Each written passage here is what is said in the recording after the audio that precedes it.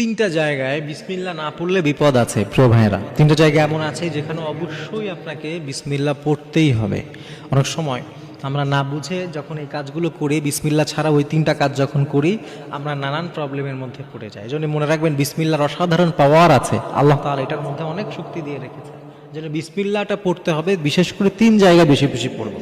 এর মধ্যে এক নম্বরে, যখন আমরা টয়লেটে যাই, আমাদের অনেকে আছে না, বাথরুমে যখন যায় তখন বিসমিল্লাহ পড়ে তারপরে ঢুকবো। কারণ হাদিসের মধ্যে নবী সাল্লাল্লাহু আলাইহি ওয়াসাল্লাম বলেছেন যে তোমরা বিসমিল্লাহ পড়বে। কারণ কি জানেন, এই টয়লেট, এই নাপাক জায়গাগুলোতে দুষ্ট জিনদের সব থেকে বেশি আনাগোনা থাকে। তা হাদিসের মধ্যে নবী সাল্লাল্লাহু আলাইহি ওয়াসাল্লাম বলেছেন, যখন কেউ বিসমিল্লাহ পড়ে টয়লেটে ঢুকে, তখন এই বিসমিল্লাহটা তার আর দুষ্ট জিন শয়তান এগুলোর মাঝে পর্দা হয়ে যায়। সুবহানাল্লাহ, একটা পর্দা বা একটা দেয়াল উঠে যায়। দুষ্ট জিন শয়তান এগুলো আর ওই বান্দাকে কোনো ক্ষতি করতে পারে না। যদি প্রিয় ভাইরা, এক নম্বরে বিসমিল্লাহ পড়ে টয়লেটে যাও। আর যদি না যান, তখন কিন্তু দুষ্ট জিন, দুষ্ট শয়তান এগুলো বিভিন্নভাবে ক্ষতি করতে পারে। তখন কিন্তু একটা ভয়ানক বিপদ হবে। এই জন্য এক নম্বর কাজ হচ্ছে, টয়লেটে যাওয়ার আগে অবশ্যই ইনশাআল্লাহ তাআলা বিসমিল্লাহ পড়বেন। এরপরে দুই নম্বর হচ্ছে, খাবার সময় বিসমিল্লাহ পড়বেন। কারণ হাদিসের মধ্যে আসছে, বিশ্বনবী সাল্লাল্লাহু আলাইহি ওয়াসাল্লাম বলেছেন যে এই খাবার খাওয়ার শুরুতে বিসমিল্লাহ পড়া হয় না, ওই খাবারের মধ্যে শয়তানেরও একটা অংশ থেকে যায়। তার মানে আমি যদি বিসমিল্লাহ পড়ে না খাই, আমার সাথে শয়তানও বসবে খাবার খেতে।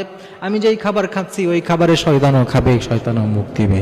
এই জন্য নবী সাল্লাল্লাহু আলাইহি ওয়াসাল্লাম হাদিসের মধ্যে বলেছেন, খাবার খাওয়ার শুরুতে যেন তোমরা বিসমিল্লাহটা পড়ে নাও। তাহলে দুই নম্বরে যেটা পেলাম, বিশেষ একটা জায়গা, যে খাবার খাওয়ার শুরুতে অবশ্যই আমরা বিসমিল্লাহটা পড়বো। এটা একদম সহজ আমল না, বিসমিল্লাহ পড়ে খাবার খেতে আর কি প্রবলেম। কিন্তু এটা যদি করতে পারি, কত বড় আমাদের জন্য একটা অসাধারণ বিষয় হবে। আর যদি না খাই, শয়তানও আমাদের ওই খাবারে ভাগ বসাবে, যেটা আমাদের জন্য অনেক ক্ষতিকর। আল্লাহ তাআলা হেফাজত করুক। তিন নম্বর আর একটা জায়গা আছে যেটা অতীব গুরুত্বপূর্ণ, সেটা হচ্ছে সন্ধ্যা যখন হবে, আযানের আগ মুহূর্তে সন্ধ্যা হলেই জানলা এবং দরজা বিসমিল্লাহ বলে লাগাতে হবে। এটা অনেক জরুরি। হাদিসের মধ্যে এসছে যে শয়তান ওই সময়, দুষ্ট জিন মাগরিবের আযান শুনলে ছুটাছুটি করে, এবং যেই ঘরগুলোতে বিসমিল্লাহ বলে দরজা জানলা বন্ধ করা হয় না, ওইগুলোতে ঢুকে যায়।